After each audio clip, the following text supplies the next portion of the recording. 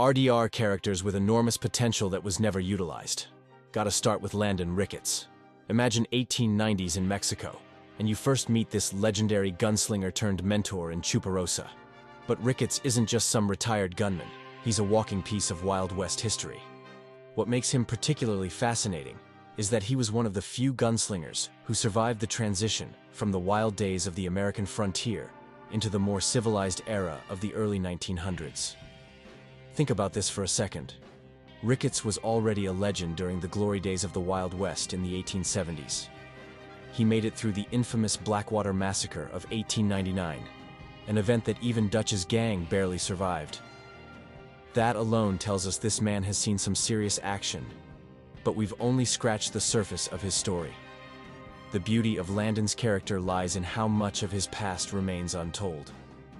We know he was active during the peak of the gunslinger era, which means he probably crossed paths with some of the most notorious outlaws and lawmen of the time. Just imagine the stories he could tell about the decades before we meet him in Red Dead Redemption 1. This is where the potential for future games comes in. A young Landon Ricketts story could take us through the golden age of the American frontier.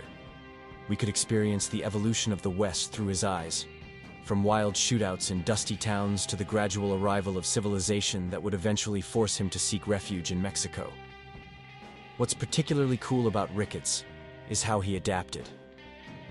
Unlike many of his contemporaries who either died violent deaths or couldn't handle the changing times, he found a way to survive and even thrive, becoming something of a folk hero in Mexico. He didn't just survive, he evolved. And that's the kind of character depth that could really drive a compelling narrative.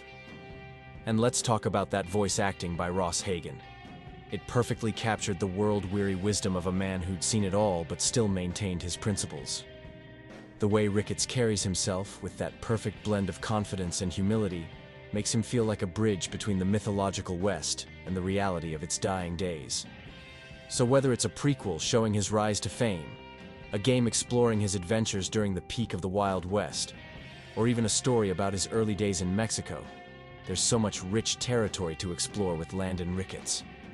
His character represents everything that makes the Red Dead series great: the complex morality, the changing times, and the human stories behind the legend. Shawn Maguire. We first meet Shawn when we're busting him out from some bounty hunters, and from that moment on, this man brought pure chaotic energy to the gang. While everyone else is getting all doom and gloom about their situation, Shawn's just living his best life, cracking jokes and staying unhinged. But here's the thing. He's not just some random funny guy. Behind all those jokes is actually a kid who found his real family in the gang after leaving Ireland with basically nothing. What's super cool about Shawn is that he's just built different from the other outlaws. Like, he's not deep in his feels about philosophy like Dutch, or carrying heavy trauma like Arthur. Nah, this man's just vibing with the outlaw life, actually having the time of his life while everyone else is being all serious. It's low-key refreshing TBH. And can we talk about his dynamic with Arthur? Like, sure, Arthur acts all annoyed when Shawn's running his mouth, but you can tell there's mad love there. It's giving Big Brother energy far. Their missions together? Pure gold. You could really see Shawn had potential to level up his skills if Arthur had more time to mentor him. That's why his death in Rhodes hits different. We were just starting to see Shawn's character arc taking shape, you know? The missions before that showed he wasn't just some goofy kid. Man actually had skills and was getting better at the outlaw life. He was becoming that guy.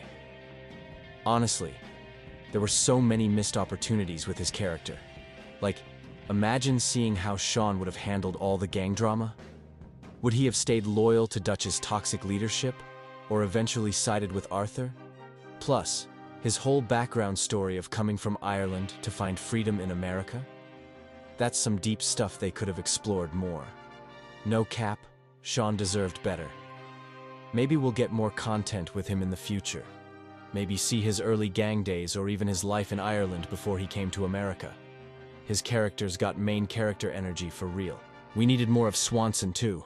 A former man of God who's battling some serious demons with morphine addiction. On paper, he might seem like just the gang's resident mess, but there's actually so much depth to his character that the game barely scratches the surface of. Let's be real. Swanson's whole journey from being completely down bad to actually getting his life together is probably one of the most authentic redemption arcs in the game. But we only get to see bits and pieces of it. Like, imagine if we got more missions showing how this man went from giving drunk sermons by the campfire to becoming an actual functioning reverend again. That's character development FRFR. The thing about Swanson is that he's got this unique perspective on everything going down with the gang. My man's literally straddling the line between faith and doubt, morality and survival, redemption and damnation, all while fighting his own personal battles. That's some deep stuff that could have been explored way more. Remember that mission where you save him from the train tracks? That scene hits different because it shows how far gone he was. But what about all the events that led him there? There's gotta be a wild backstory about how a respected reverend ended up becoming an addict running with a gang of outlaws. That's a whole storyline we missed out on. He's basically a mirror for the gang's whole situation. Like Dutch's gang, he started with good intentions, lost his way, and had to figure out how to find redemption. The parallels are crazy when you think about it. The fact that he actually makes it out and gets his life together by the end is low-key inspirational. But we don't really get to see much of that transformation. Imagine missions where we help him work through his addiction, or see him struggling to maintain his faith while living that outlaw life. That's the kind of complex character development that RDR2 does so well. Also, my guy's got some of the most philosophical dialogue in camp if you catch him at the right moments. Between the morphine-induced rambling and his moments of clarity, Swanson drops some real truth bombs about morality and redemption that hit different given everything the gang goes through. And let's not forget, he's one of the few gang members who actually gets a genuinely happy ending. Man's out there being a proper reverend in New York by the epilogue. Like, how did he get there? What was that journey like? That's a whole story arc we could have explored. Not gonna lie. A DLC or even a spin-off showing Swanson's journey from respected reverend to rock bottom and back again would be straight fire. It could hit on all those themes of redemption and faith that make Red Dead so deep, but from a completely different angle than Arthur's story. You won't believe, but Javier is still underutilized despite appearance in both games. First off, let's appreciate how Javier starts off in RDR2. My man's out here being one of the most loyal, talented, and reliable members of the gang. He's got this whole vibe: musician, skilled fighter, and someone who genuinely believes in Dutch's vision of freedom. The fact that he can go from singing around the campfire to being absolutely deadly in a gunfight is low-key iconic. But here's where it gets interesting.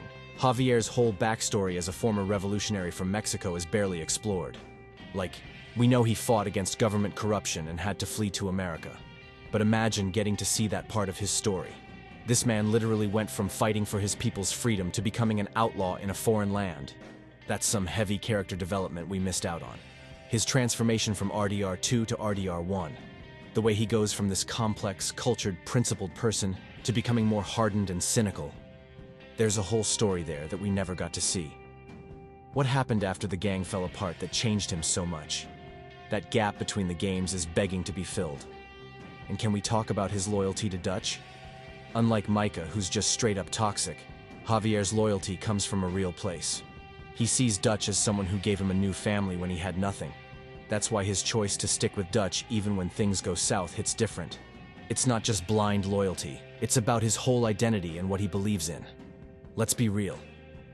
A game focusing on Javier's early life in Mexico as a revolutionary would be fire. Imagine playing through his fight against corruption, his escape to America, and how he eventually found his way to Dutch's gang. Or even what happened to him after the gang fell apart, showing how he ended up back in Mexico as the person we meet in RDR1. The thing about Javier is that his story touches on themes that are mad relevant. Immigration, finding identity in a foreign land, loyalty versus morality, revolution and idealism versus reality. All that potential for deep storytelling, and we only got to see pieces of it. His skills are underused too.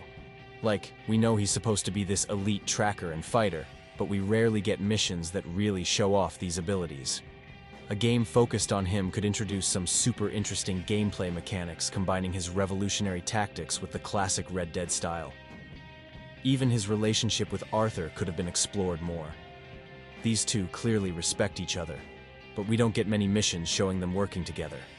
Seeing more of their friendship before everything fell apart would have made the gang's eventual split even more impactful.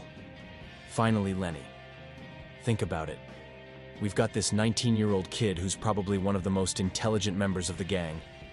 While everyone else is barely literate, Lenny's out here reading philosophy and having deep conversations about society. His dad was a self-taught lawyer who was murdered by racists, and Lenny basically educated himself in multiple languages and complex subjects. That's not just backstory, that's the foundation for what could have been an incredible character arc. The relationship between Arthur and Lenny is straight fire, and not just because of that legendary drinking mission. You can tell Arthur sees something special in him, a young man who's got the brains and skills to be something more than just another outlaw. Their dynamic hints at this amazing mentor-student relationship that we never got to fully explore. Imagine if we got more missions showing how Lenny processes the racism of the time period while trying to find his place in the gang. Or missions that let him use his intelligence and education to help the gang in ways beyond just shooting. The game touches on these themes but never really dives deep into them. His death in St. Denis hits different because we all know Lenny had the potential to be so much more. Unlike some other gang members who were set in their ways, Lenny represents this new generation that could have bridged the gap between the Old West and the modern world. He had the smarts to adapt to changing times, but we never got to see how that might have played out. Here's someone who's educated enough to succeed in civilized society, but racism and circumstances pushed him into the outlaw life. That's some complex storytelling potential that got left on the table.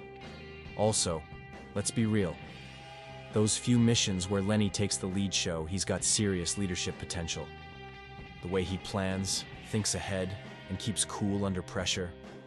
That's main character energy right there. A longer story arc could have shown him growing into a real leader within the gang. The game gives us these little moments, like finding his books in camp, or his quiet conversations with other gang members, that hint at how much deeper his character could have gone. Like, this man's out here reading about revolution and justice while living the outlaw life. That's the kind of complex character development that Red Dead does best.